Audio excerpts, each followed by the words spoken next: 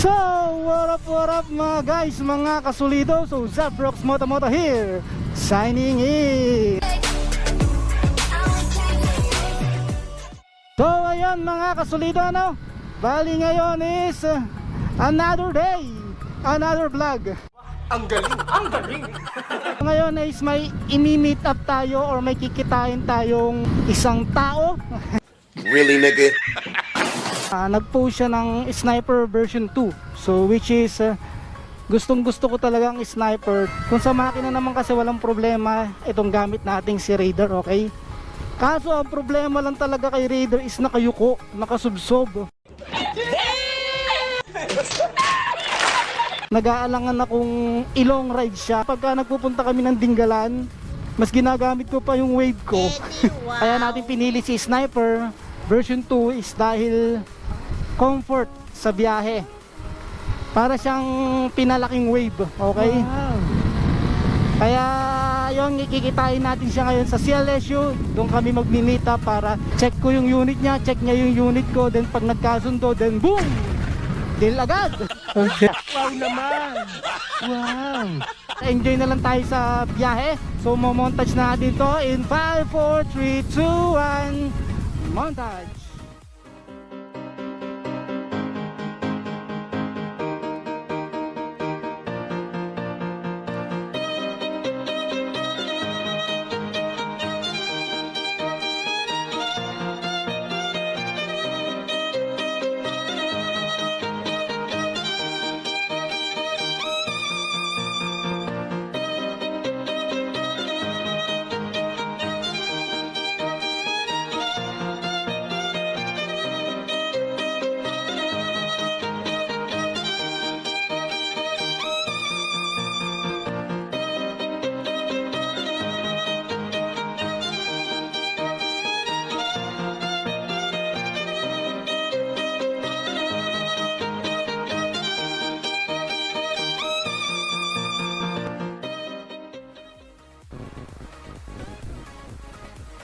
Ay, laba.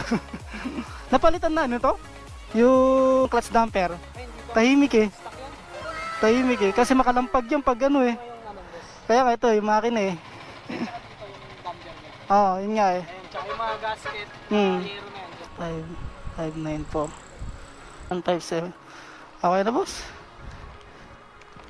Ano kasi, tuturo ko sa'yo. Ito yung mods ng ECU pang bagong taon. Ah, yung may ano siya? Ipapatune mo, ito 1, daily. Oo. Tapos 3, pambalag-bagat. Yan yung mag-iiba yung minor. Oo. Iba rin yung Oo. ito bossing, ano to? Secret. Ano yan? Kasi butas to eh. Ah, okay. Gets ko na. Pag ano, kala ko ang secret. Napakatapang muna tao. Bilib ako sa kakayahan mo. Paano kayo side mirror boss? Kunin ko kayo side mirror nito. Wala nga eh. Hindi, nakatod ako sa gulong dito yun eh. Ito.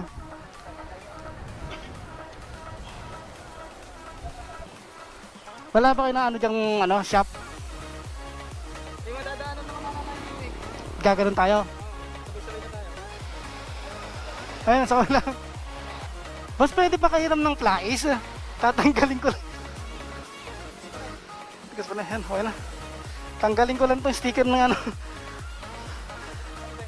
Sticker namin to eh.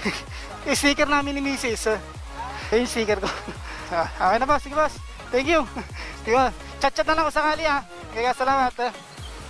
Okay na pa. Thank you po. Sige po. So dito natin siya didikit. So, yun siya. 10 seconds later. So, ayun nga mga kasulido, no? Bali, naipalit na natin si Raider FI.